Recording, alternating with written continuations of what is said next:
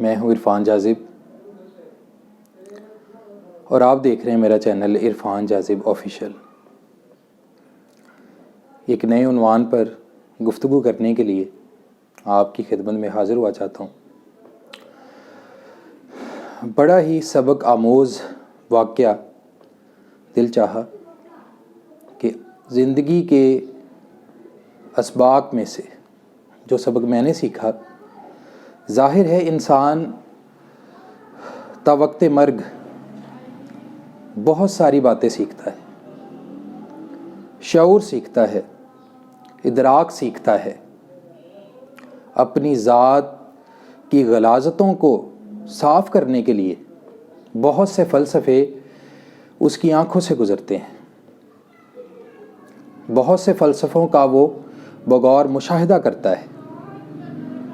تو یہی ایک مشاہدہ میں نے بھی اپنی زندگی میں کیا، ایک بڑا منفرد واقعہ جو میری آنکھوں نے دیکھا۔ وہ واقعہ کیا تھا آپ سے شیئر کرنا چاہوں گا۔ میں حسب معمول صبح اٹھا، بیدار ہوا، موسم کی شدت دم توڑتی نظر آ رہی تھی، لیکن اس کے برعکس ایک ہلکی سی کھنکی اور ٹھنڈی ہوا نے میرے جذبات کو تسکین عطا کی، فرحت عطا کی۔ میں نے وضو کیا، وضو کر کے مسجد کی طرف گامزن ہوا۔ میرے دل کے اندر ایک عجیب سی فرحت تھی، ایک سکون تھا۔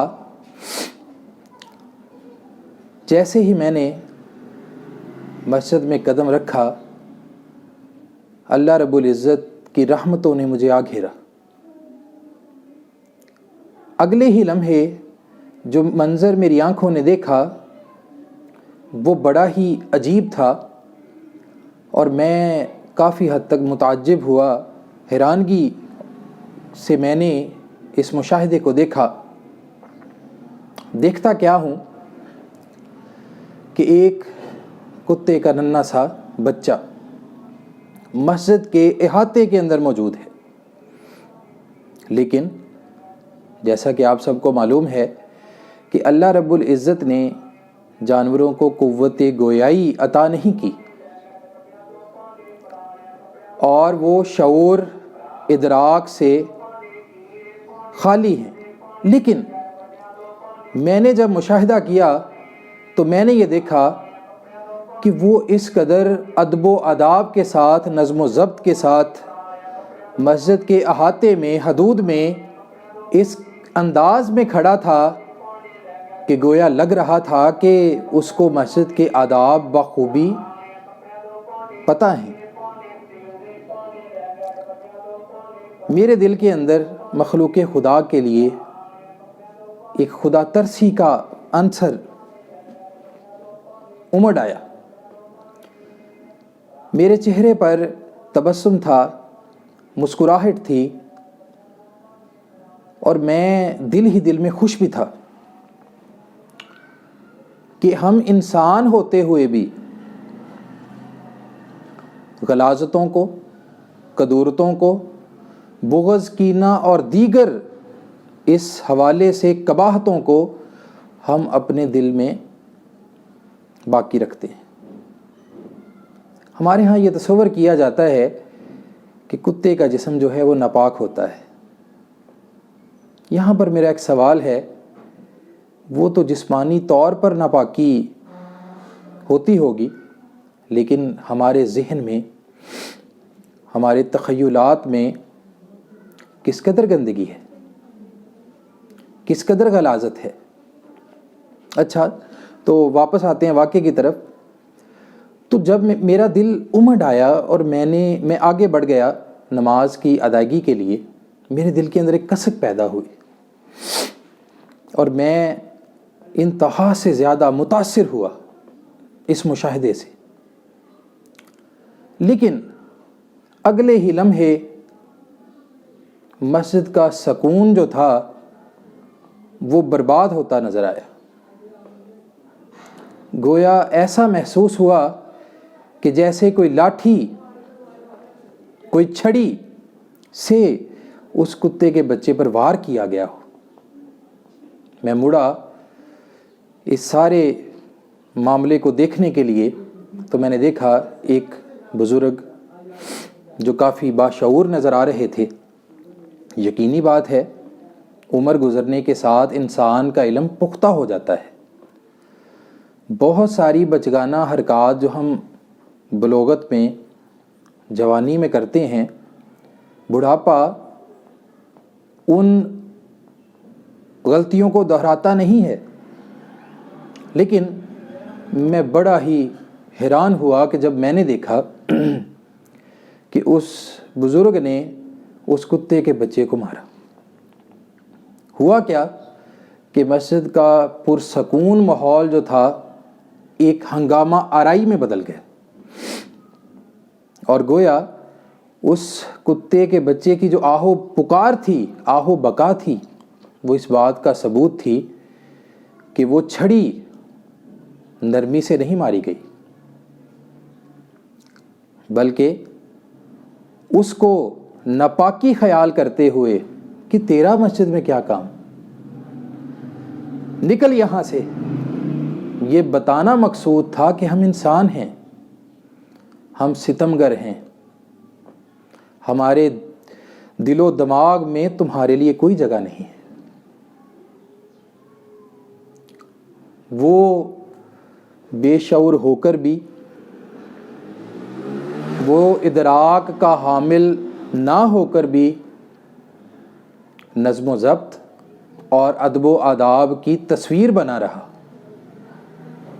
لیکن ذرا غور کیجئے گا کہ یہی انسان جس کو رب تعالیٰ نے اپنا نائب بنایا ہے، لیکن کیا اس نے بڑے دل کا مظاہرہ کیا؟ کیا اس نے وسعت نظر کا مظاہرہ کیا؟ کیا ہمارے دل کے اندر مخلوق خدا کے لیے محبت کا عنصر ہے؟ وہ زانیہ عورت تھی، لیکن ایک کتے کو پانی پلانے کی وجہ سے سارے داغ دھل گئے اس کے۔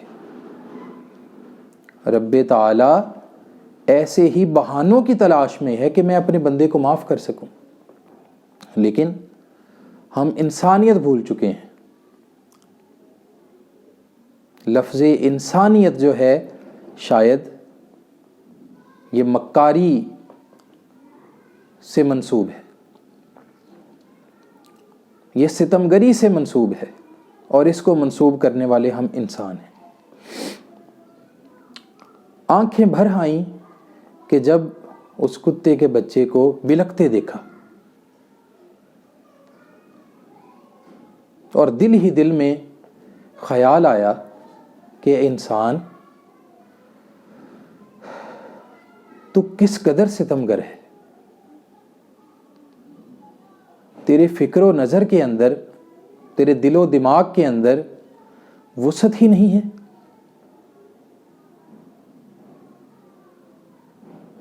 زندگی ایک استاد کی مانند ہمیں سکھاتی ہے، اور بہت سارے اسباق ہمیں پڑھاتی ہے، اور استاد کی سختی کی مانند زندگی بھی سخت ہے، آسان نہیں ہے۔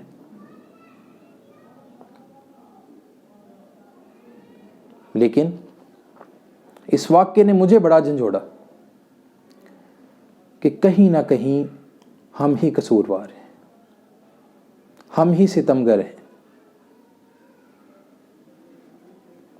اللہ ہمیں اپنی مخلوقات سے پیار عطا فرمائے، ہمیں وسعت نظر عطا فرمائے، ہم حقارت کے عنصر سے باہر نکل آئیں، ہم انسانوں کو اور اللہ کی دوسری مخلوقات کو حقیر نہ جانیں۔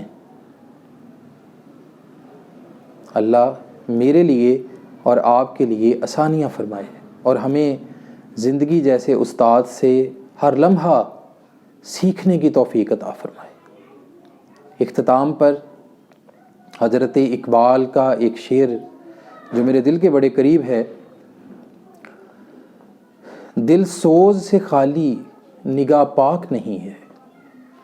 دل سوز سے خالی نگاہ پاک نہیں ہے. پھر اس میں عجب کیا کہ تو بے باک نہیں ہے. دل میں درد پیدا کیجیے مخلوق خدا کے لیے. پھر دیکھیے گا کہ رب تعالیٰ کی رحمتیں، برکتیں، اس کی خوشنودیاں کس طرح آپ کو گھیر لیں گی. اجازت چاہتا ہوں. اپنا بہت سارا خیال رکھیے گا. اللہ نگہبان.